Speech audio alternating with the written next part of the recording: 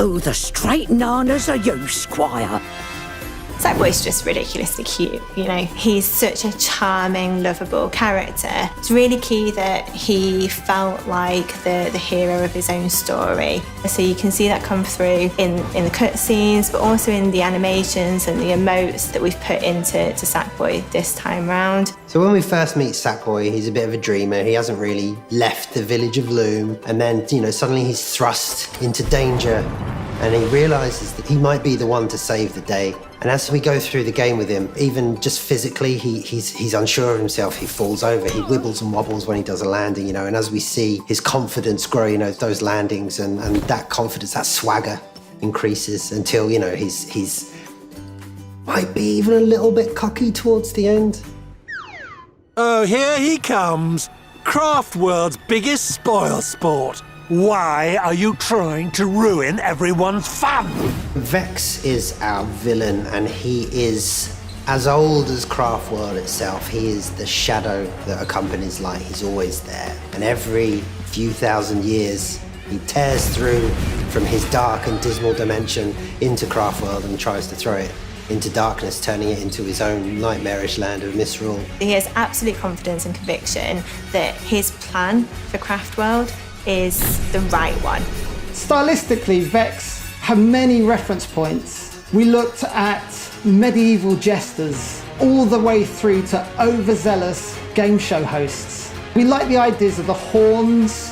It has a certain sort of devilish look to him, but by throwing the bells on it, it kind of tapped into the humour of the game as well.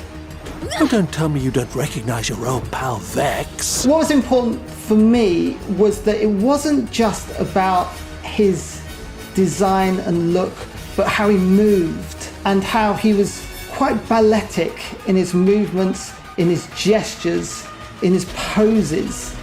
So I'll just leave you with another taste of the uproar and how it bends all creatures to my will.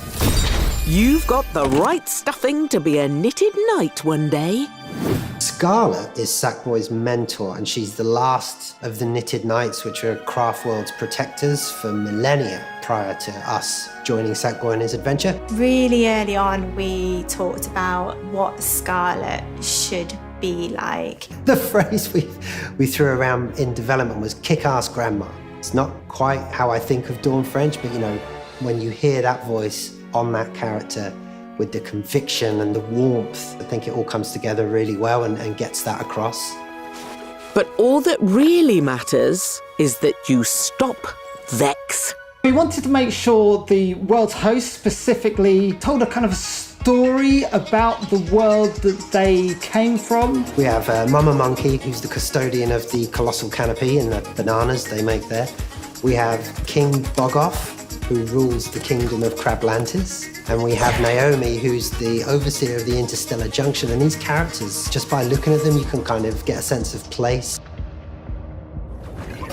The team had this vision about what they wanted to achieve with the title, and it talked a lot about surprise and delight. Surprise and delight is kind of like the thing that underpins everything we do with Sackboy. Like you'll see it in the gameplay, in the artwork, and in the narrative as well. So it could be a sticker character that jumped out and waved at you when you collected a collector bell, or a special VFX as you went through a music level. So we wanted to send Sackboy on his biggest adventure yet. From the expressive moveset to the new costumes to the crazy new characters you're going to meet, it really is his grandest adventure yet. I love playing this game, and I think it is a really joyful game. The things I'm most pleased of, I think when I see people playing it for the first time, when you hear comments that's all about the charm and the fun and the colour, I think we've nailed it.